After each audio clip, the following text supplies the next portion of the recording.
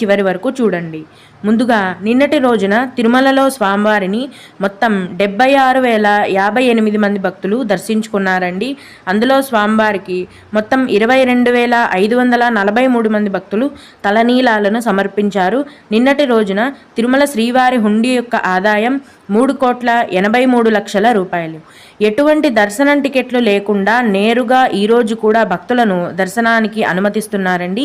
ఇలా టికెట్స్ లేకుండా వెళ్ళే సర్వదర్శనానికి మొత్తం 8 గంటల సమయం అనేది పడుతోందండి.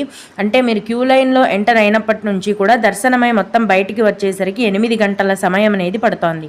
అలాగే ప్రతిరోజు తిరుపతిలో ఇచ్చే సర్వదర్శనం టోకెన్లను తీసుకొని దర్శనానికి వెళ్ళే భక్తులకు దర్శనానికి 5 గంటల సమయం అనేది పడుతోంది. అలాగే 300 రూపాయల దర్శనం వారికి మరియు 500 రూపాయల దర్శనం వారికి దర్శనానికి 3 గంటల సమయం అనేది పడుతోంది. ఇప్పుడు భక్తులు అడిగే కొన్ని